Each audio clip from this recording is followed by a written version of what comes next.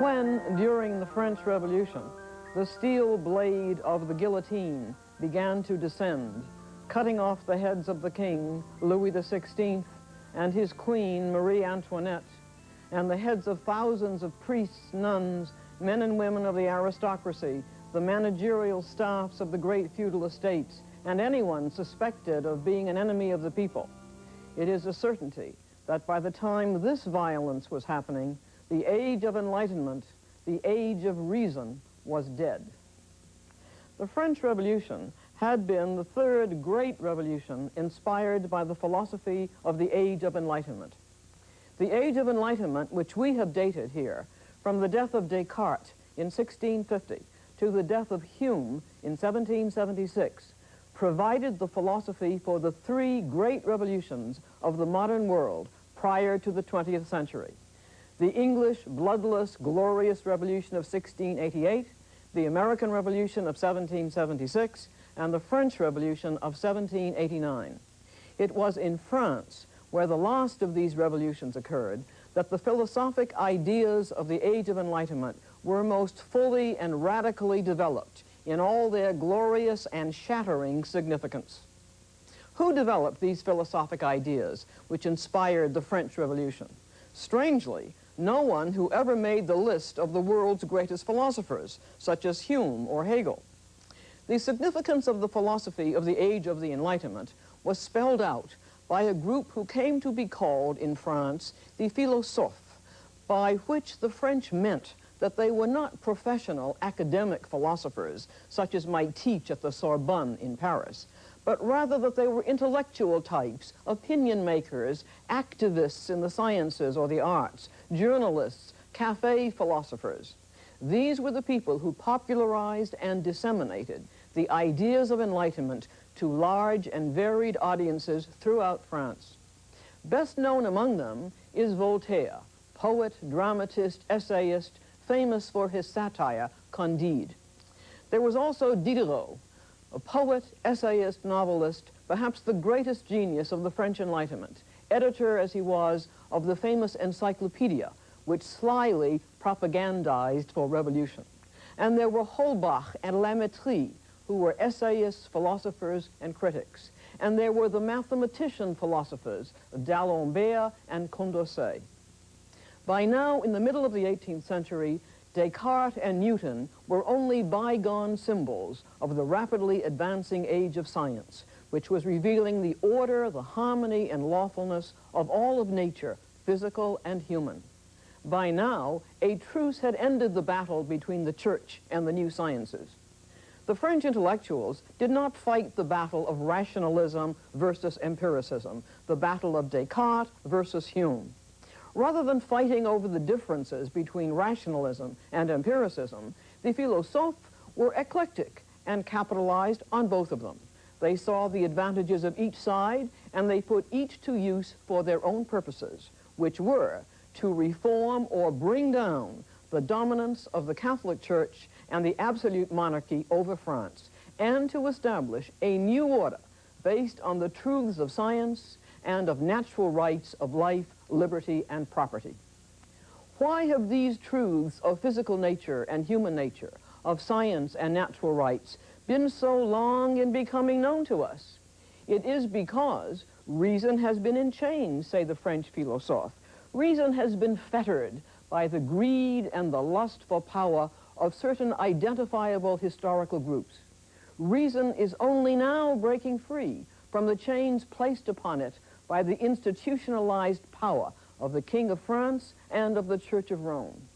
The French intellectuals charge these two institutions, the absolutist monarchy and the absolutist church, with monopolizing education, which is the means to enlightenment. They charge king and church with conspiring to keep the great mass of people illiterate and ignorant and impoverished. Moreover, they charge them with indoctrinating the public with false beliefs, which the philosophes called prejudices, which served to protect the interests of these ruling institutions. They indoctrinated the public with false beliefs such as that the ordinary people are inferior in intelligence and morality to royalty and to the clergy. It was clear to the philosophes that powerful groups such as this church and this state use philosophic and religious ideas to promote their own interests. The French philosophe had come close here to hitting upon the concept of ideology, which Karl Marx was soon to develop. In its simplest form, for Marx, ideology signifies the set of seemingly true but deceptive ideas by which one social class dominates the thinking of another in order to exploit it. But to the philosophe, now for the first time in history, human beings, through the power of their reason, are grasping truth, the expanding truth of science and natural rights, and these truths will make men free. The new man of the age of science is now equipped by reason with a theory which he can put into practice. The institutions which are based upon false ideas, superstitions, prejudices, which are contrary to the truths of physical nature or human nature, must be reformed or eliminated, and the human world must be reconstructed with institutions which will serve the natural law of progress. Écraser l'enfant was Voltaire's cry against the Church of Rome. Crush the infamous thing. So also, the rule of the absolutist king must be destroyed and replaced by a republic. Since human beings are oppressed, victimized, exploited by these evil institutions, by priests and kings and their treacherous tools, as Condorcet put it, the church and state must be brought to an end, along with the false beliefs which defend and protect them. Let us destroy, says Lamettrie, the belief in God, the soul, immortality, and all church dogma. Never before had human beings been so confident in their knowledge of physical nature, human nature, morality, and politics. They believed they were, or would be soon, in command of all the knowledge necessary to improve the world. Here in the United States, we used to think so too about ourselves, but today we are becoming painfully aware that we lack the knowledge to solve the problems of the energy crisis, the chemical pollution of food, air, and water, economic inflation, unemployment, the decay of our cities, the continuing racial problems, the world population explosion, or the growth of communism in Europe, Africa, and Asia. The most moving and dramatic appeal of the French Enlightenment was the call for the natural rights of life, equality, and fraternity. They appealed also to the bright future of progress for all humanity. Progress, they said, was guaranteed by a necessary natural law. The law of progress is this: it is the natural law of reason to discover scientific truths about nature and to turn these truths into practice in the form of technology for the benefit of humanity. And it is the natural law of reason also to discover truths about human nature and to turn these into practice in the form of reforming or overturning all social institutions. In this heady, exhilarating concept that human beings now have truth by which they can change the world, the French Enlightenment was a forerunner again of the political thought of the German philosopher Karl Marx, that we now have the theory, as he said, which is sufficient to determine practice, to change the shape of the human world. Already to the philosophe in France, philosophy is no longer a mere reflection on eternal forms, or even a reflection on the problems of the present time, but philosophy is itself a force, a power which can transform the world. By 1793, the French Revolution had already moved into the phase called the Reign of Terror. As the revolution had intensified, it quickly passed into the control of the radical party of the extreme left, the Jacobins, and a revolutionary mob ruled rather than the truths of reason. The voice of the people became the sole source of truth. The enemy to be destroyed was not false beliefs and the institutions which they supported, not prejudices, but any individual persons who seemed to oppose the will of the people. This was the Reign of Terror, one of the bloodiest scenes of horror and violence in European history. To the French intellectuals, the Reign of Terror would have appeared as the very heart of darkness. And so we can see that the French Revolution, which has become the supreme example of revolution in the modern world, is riddled with paradoxes and gives out conflicting messages. Its guiding philosophy is the philosophy of light, of reason, of the rational order and harmony of nature discovered by science, and of natural rights. But its unintended outcome is a reversal, the very opposite of reason, the reign of terror, and its irrational passions and mob violence. The political goals of the revolution, again, are paradoxical. The political goals are those of overthrowing the regime of Louis XVI and replacing it with a republic. But the revolution ends with another reversal, the unintended consequence of the rise of Napoleon to power as the Emperor of France, whose iron rule was a far more efficient absolutism than that of the beheaded king. Moreover, the French Revolution stands forth as a glorious spectacle of the human struggle for freedom. But also it stands forth as the very opposite, as a spectacle of the shameful human capacity for becoming swept up into self-righteous mob frenzy and for becoming dehumanized murderers. None of these paradoxes will be lost on the German philosopher Hegel, who will build reversals, ironies, and paradoxes into the very structure of his philosophy. We shift the scene now to Germany, where the next major philosophical development takes place. In Germany, the Enlightenment was a quiet backwater, which scarcely felt the distant stormy seas of the English and French Enlightenment. What then was the German Enlightenment, the Aufklärung, like? Unlike England and France, Germany did not have an Enlightenment revolution in which the rising middle class struck for autonomy and power against a king. Germany had not taken part in the powerful new commercial and industrial developments that had transformed the social, economic, and political structures of England and France and had culminated in their revolutions of 1688 and 1789. Germany had no financially powerful upper middle class with the political power to strike for independence from the ruling powers. No flourishing economic interests demanded in Germany a voice in the government as they had in England and in France. Germany had remained feudal, agricultural, and rural, while England and France had become industrialized and urban. Political beliefs remained feudal and absolutist in Germany. Moreover, Germany had no national unity. It was a collection of dukedoms, baronial estates, imperial cities, principalities, and small states. The Lutheran Protestant religion, which had arisen in Germany, remained strong in its influence, especially in the north. Metaphysics was taken seriously in the intellectual world. Science and technology had not developed sufficiently in Germany to have social or philosophical importance. The new science of Newton, as it had become known during the 18th century, was seen as of limited significance, incapable of explaining anything more than material and mechanical matters, and by no means the sole method for arriving at true knowledge. Nor were the German philosophers greatly impressed by the radical empiricism of David Hume. Most German philosophers of the 18th century regarded Hume as dissolving all rational truths and all scientific laws and leaving only animal faith in their place.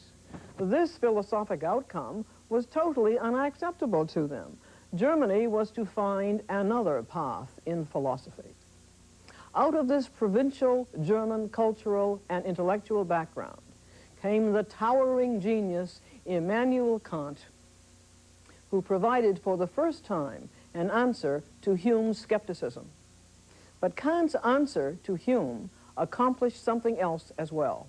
It brought about one of the great turns in philosophy, a switch to a new way of looking at the entire enterprise of philosophy.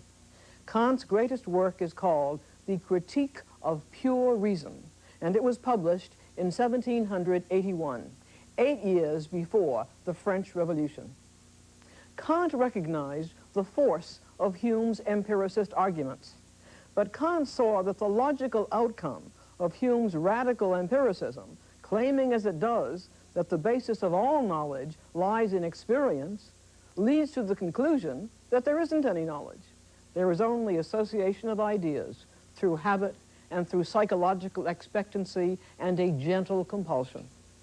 Finally, on Hume's empiricist view, there is nothing but animal faith to rely upon for assurance that the regularities of experience and science will continue, that the sun will rise tomorrow, or that water will begin to freeze at 32 degrees Fahrenheit.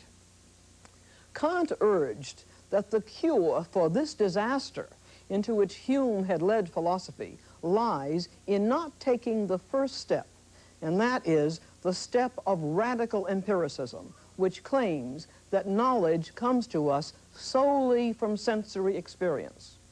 In opposition to this radical empiricism, which seeks to derive all knowledge solely from sense perception, Kant introduces a new conception of knowledge. Knowledge, he says, does indeed have as a source the Humean element of sensory impressions, the sensory element in relationship to which the mind is passive, merely receiving sensory impressions which it then copies as images in thought. But, Kant continues, there is another element in our knowledge which is not derived from sensory experience, nor is this other element derived from independent reality. This second element, he says, comes from the human mind itself. The human mind, he says, is not a blank tablet or an empty cupboard, as the empiricists Locke and Hume had claimed. The human mind, he says, is equipped with its own concepts, by means of which it organizes the flux of sensory impressions into substances, into things with qualities, and into causes and effects. In opposition to Hume, the mind, says Kant, is not empty, but furnished with 12 pure concepts or categories. Secondly, the mind is not passive, as Hume and the other empiricists also claimed. The mind does not merely receive, as on a screen or in a theater, as Hume had said, a stream of sense impressions. It is not a blank sheet of paper on which nature writes. Rather, says Kant, mind is itself active. Mind actively interprets the world, rather than passively receiving and recording in memory what comes to it from the external world through the senses. It is our own mind that organizes the sensory flux and gives it meaning as substances, things with qualities and quantities, or related as causes and effects, or in reciprocal causation. The pure concepts of the human mind, which Kant calls frequently the pure concept of the understanding, he considers to be a priori. By this he means, one, that they are present in mind prior to our having any experiences at all, and two, that they are independent of experience. Experience can never change them. They give us the kind of experience and knowledge that we have, because they are our ways of understanding anything. Moreover, Kant shows, the pure concepts of the mind are, three, universal. They form the structure of any mind, of any consciousness. A further aspect of these concepts is Kant's fourth point. They are necessary. That is, they are a necessary condition of experience. Without these concepts, there is no knowledge. There is not even any experience. They furnish the necessary element which Kant said that knowledge lacked.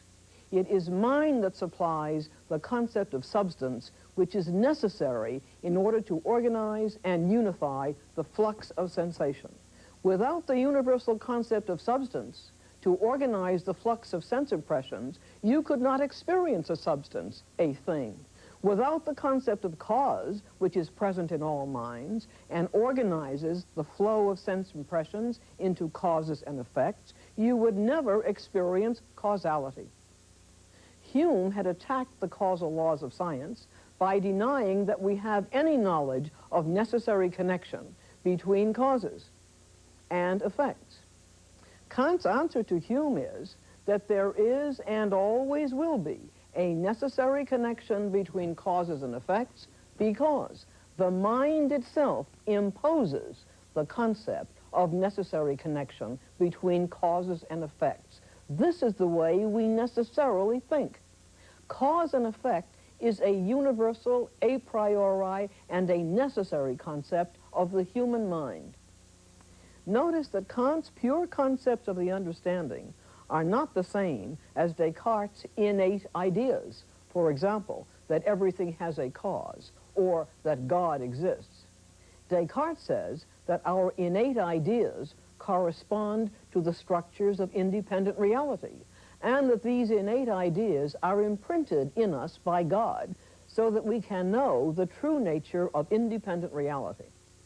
But Kant does not claim that the categories, the pure concepts of the understanding, correspond to independent reality. They are only forms of our own consciousness, he says. They are only the way in which we understand things. They do not tell us anything about what things are like in themselves, independently of our way of understanding them by these concepts. Nor are Kant's categories or pure concepts the same as Plato's ideas, because Plato's ideas are themselves what is real. They are the ultimate structures of reality, which the world of the flux copies. But for Kant, the categories are not structures of reality. They are only the structures of our own consciousness, of our own minds. The categories, the concepts, are significant only epistemologically, that is, in relationship to our knowing. They have no significance ontologically, that is, in relationship to independent reality itself. And so we can know that the laws of nature will continue to hold true because the universal and necessary concepts of our own minds will always structure them to do so. But there is a price to be paid for this certainty that Kant provides. This certainty that the causal laws of science give us true knowledge and not mere association of ideas, as Hume had claimed in his skepticism. And a price must also be paid for the certainty that Kant provides that the truth of the laws of nature will hold in the future. The price we must pay for the certainty that the concepts provide is that we are able to know only appearances, only phenomena, only things as they appear to us by means of these categories. Things in themselves, things as they are, independent of our concepts, we can never know. The new turn in philosophy, which Kant introduced, opposes Hume's reduction of knowledge to sense impressions. Knowledge, says Kant, is a composite affair.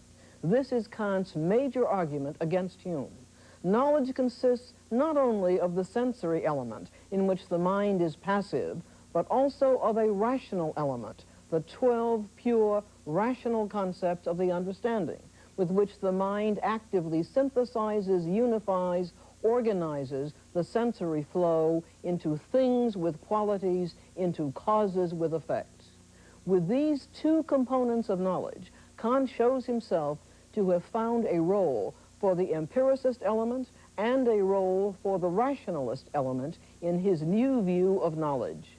Kant emerges, then, as one of the great synthesizers in the history of philosophy, a synthesizer of rationalism and empiricism, the two great conflicting philosophies of the 17th and 18th centuries.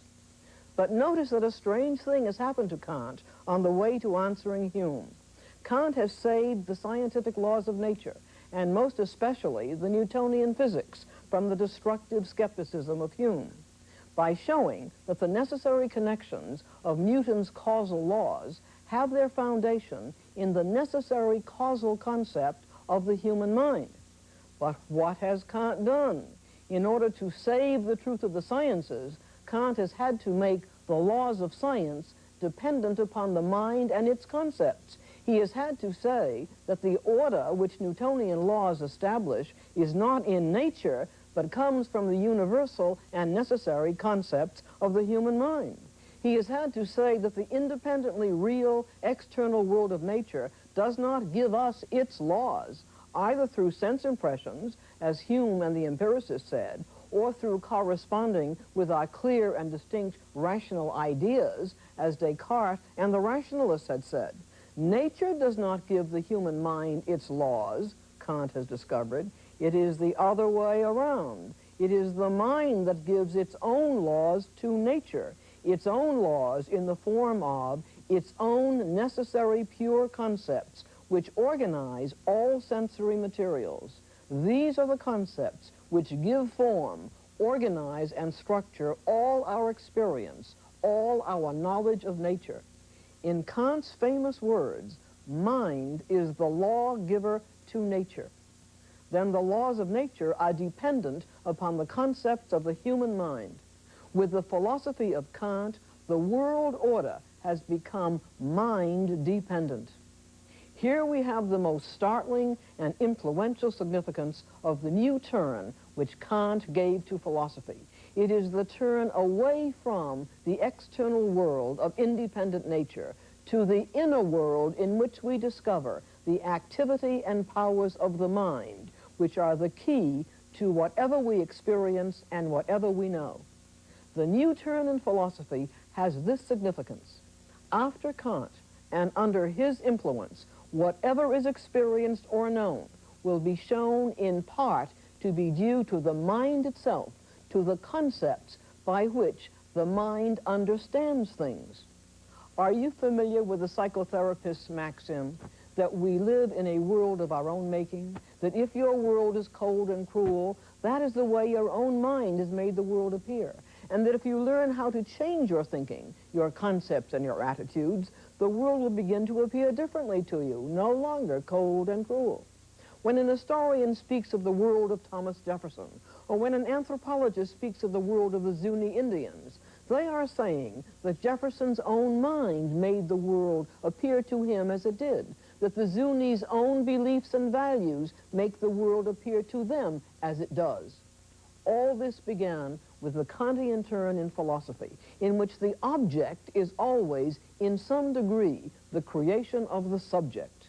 This Kantian turn opened wholly new horizons for philosophy, and for many of the sciences as well. Hegel and Marx in the 19th century and Sartre in the 20th century are all passionately committed to this new viewpoint, in which what counts is the way our minds interpret or understand things, not the way things are in themselves. We move on now to Hegel, the greatest genius of German philosophy after Kant, and one of the greatest of the master builders in Western philosophy.